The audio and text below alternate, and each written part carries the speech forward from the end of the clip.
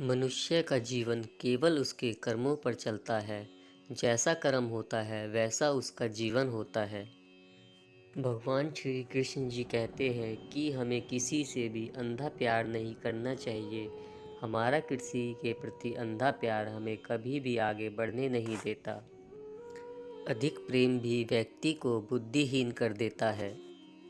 अनुमान मन की कल्पना है और अनुभव जिंदगी का सबक है।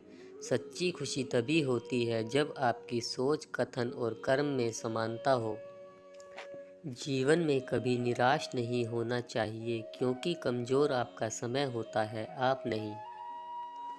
जैसे तेल समाप्त हो जाने पर दीपक बुझ जाता है, उसी प्रकार कर्म के क्षीण हो जाने पर भाग्य भी नष्ट हो जाता है।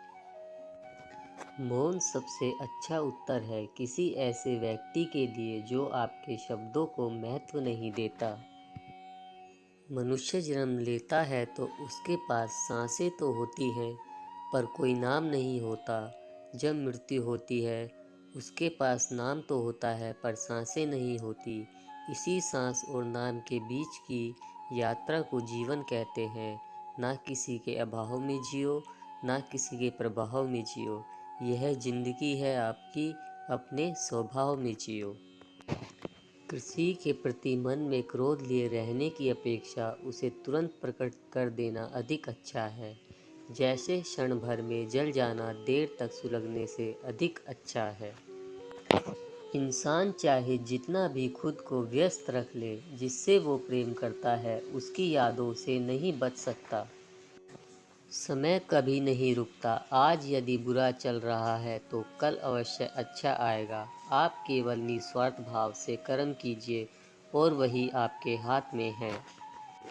हमारी आस्था की परीक्षा तब होती है जब हम जो चाहे वो ना मिले और फिर भी हमारे दिल से प्रभु के लिए शुक्रिया ही निकले।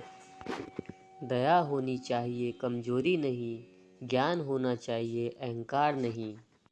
माता पिता बनना अत्यंत सुखद अनुभव है। उत्साह से जीवन जीना और स्वयं पर महारत हासिल करना खुशी देता है।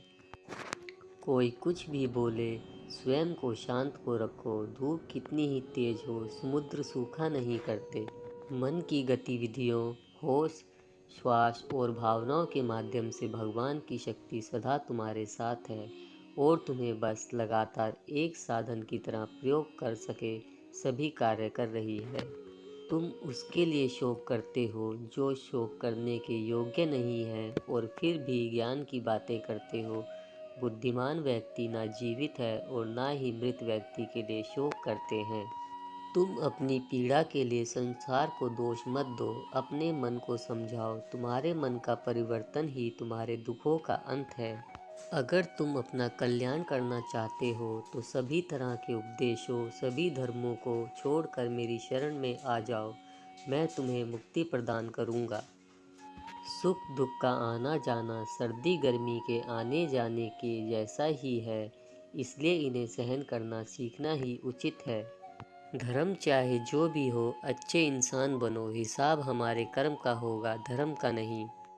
तुम्हारा मोहग्रस्त होकर अपने कर्तव्य पथ से हट जाना मूर्खता है, क्योंकि इससे ना तो तुम्हें स्वर्ग की प्राप्ति होगी और ना ही तुम्हारी कीर्ति बढ़ेगी।